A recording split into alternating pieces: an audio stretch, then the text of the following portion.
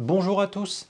Alors aujourd'hui on va parler d'un fait insolite reconnu par Allah dans le Coran qui remet en cause le principe même de l'omniscience d'Allah, qui est censé tout savoir, savoir l'avenir et surtout Allah est censé ne pas se tromper. Mais vous allez le voir dans un verset du Coran, le véritable auteur humain du Coran, il a en quelque sorte commis une erreur en y avouant par inadvertance qu'Allah veut faire oublier aux humains un verset du Coran qu'il leur aurait envoyé, ce qui tendrait à prouver qu'Allah, censé être un Dieu parfait, se serait trompé en envoyant à Mohammed un verset que finalement il regretterait d'avoir envoyé, ou alors qu'il aurait préféré ne plus voir figurer dans le Coran, alors que dans un premier temps c'est ce qu'il voulait.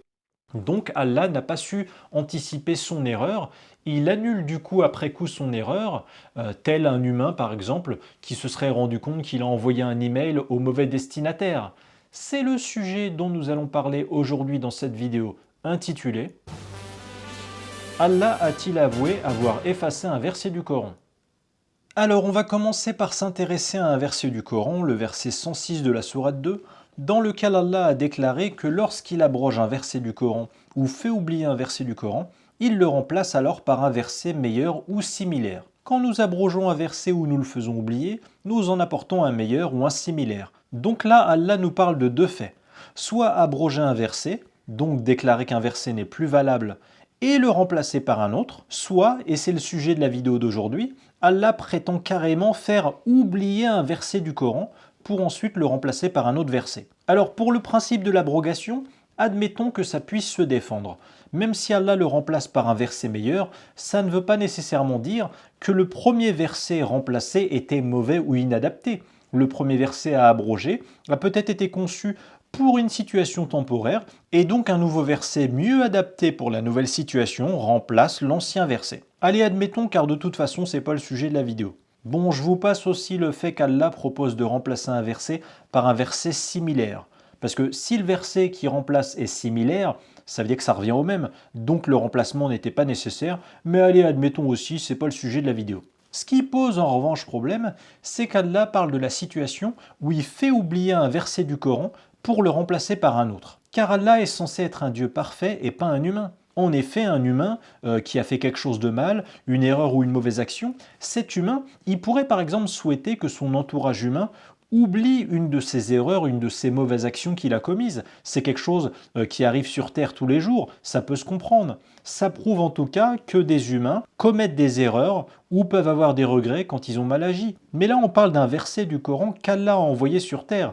Donc ce verset, au départ, Allah l'avait inscrit dans son Coran incré, soi-disant écrit à l'avance ou pour l'éternité. Mais ensuite, Allah fait oublier ce verset aux humains qui en ont eu connaissance. Que ce soit un verset à faire disparaître de la mémoire de Mohammed seulement, qui aurait connu ce verset avant d'avoir eu le temps d'en parler autour de lui, ou que ce soit un verset à faire disparaître de la mémoire de tous les humains à qui Mohammed en a parlé. Alors pour comprendre à quel point c'est bizarre le comportement d'Allah qui explique qu'il y a des situations où il fait oublier un verset du Coran, il est quand même important de s'intéresser au cas des versets abrogés par Allah qui, contrairement aux versets qu'Allah fait oublier, ont été maintenus dans le Coran. Comme par exemple le verset 65 de la sourate 8 du Coran, qui a vraisemblablement été abrogé par le verset 66 lui succédant, puisqu'Allah affirme au verset 65 qu'un combattant croyant peut en proportion vaincre 10 incroyants.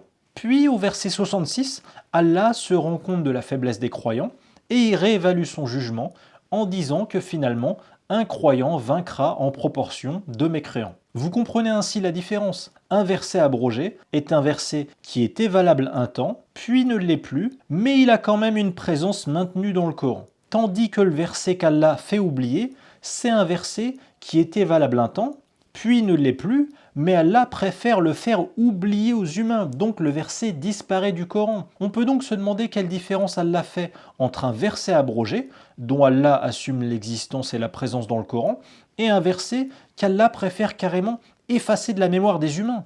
On dirait que genre Allah n'a pas osé assumer son propos envoyé, ou alors qu'il estime s'être trompé en envoyant le mauvais verset pour qu'à l'arrivée il le fasse disparaître du Coran. Par ailleurs, sourate 87 au verset 6 et 7, Allah a dit à l'attention spécifique du prophète Mohammed « Nous te ferons réciter pour que tu n'oublies pas, sauf ce qu'Allah veut. En effet, il sait ce qui est manifeste et ce qui est caché. » Alors moi qui suspecte le Coran d'être une œuvre humaine, j'interprète ces deux versets de deux façons cocasses. Soit Mohammed a déjà oublié un verset du Coran qu'il a pourtant récité aux musulmans, et un musulman lui a rappelé, ou des musulmans lui ont rappelé des versets oubliés, ce qui est d'ailleurs attesté dans un hadith sahih par exemple, où Mohammed remercie un croyant qui lui rappelle un verset du Coran qu'il avait oublié, ce qui est suspect pour un humain si important qui reçoit des consignes d'Allah. Et pour ne pas avoir l'air ridicule devant les croyants et s'en justifier, Mohammed fait croire que lui, le prophète de l'islam,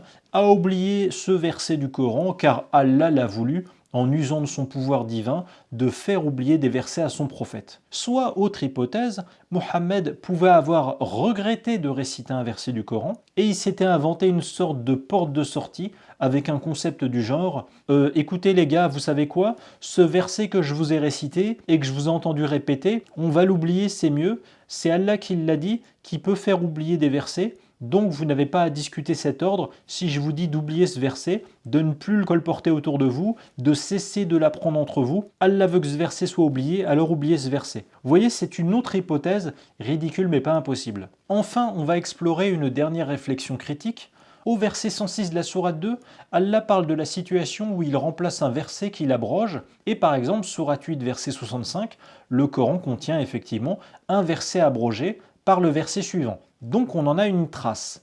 Mais par définition, quand Allah parle de la situation où il remplace un verset qui fait oublier aux gens, j'ai pas de trace d'un verset oublié, puisqu'Allah a fait oublier le verset. Donc évidemment, il a disparu des mémoires des premiers récitateurs du Coran et de tous les humains. Et le Coran écrit actuel ne peut pas contenir des versets oubliés.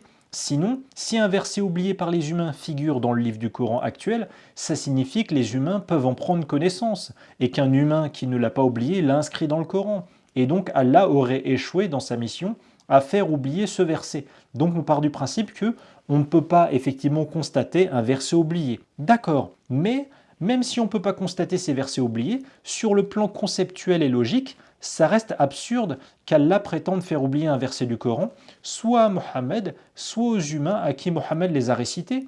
Du fait de l'existence des versets abrogés, le concept du verset qu'Allah fait oublier aux humains, pour moi, ça a un sens supplémentaire par rapport au verset abrogé. Ça veut dire qu'Allah veut cacher un de ses propos qui pose problème ou qui lui fait honte si des gens le constateraient, ou qu'Allah veut annuler un propos qu'il regrette d'avoir envoyé et qu'il aurait préféré ne pas envoyer, tel un être lacunaire et faillible qui peut se tromper. Bref, en définitive, ça semble bien humain, ce comportement, derrière ce pouvoir a priori magique et extraordinaire et surnaturel, de faire oublier à autrui un verset. Bon, et bien les amis, c'est sur cette dernière réflexion que mon analyse dans cette vidéo se termine. J'espère que la vidéo d'aujourd'hui vous a plu et je vous invite à la partager afin de faire connaître mon travail autour de vous. Pensez évidemment aussi à vous abonner à ma chaîne YouTube, ça permet de faire connaître mon travail, en plus de vous garantir de ne pas manquer les prochaines sorties de vidéos. L'analyse dont je vous ai parlé dans la vidéo d'aujourd'hui, elle est à retrouver si vous le souhaitez dans mon livre « Sans contradiction et erreurs scientifiques dans le Coran » qui existe en version papier comme celle-ci, mais aussi en version numérique. Les liens pour vous le procurer sont dans la description de la vidéo. Et je remercie les soutiens parmi vous, les abonnés à la chaîne, qui peuvent m'aider par un don sur la plateforme de dons participatifs Tipeee ou sur Paypal. Vous avez les liens dans la description de la vidéo si vous voulez m'aider. Merci d'avoir regardé ce nouvel épisode jusqu'au bout. Et je vous dis à très vite pour un prochain épisode inoubliable si je puis dire, je l'espère. Allez, ciao!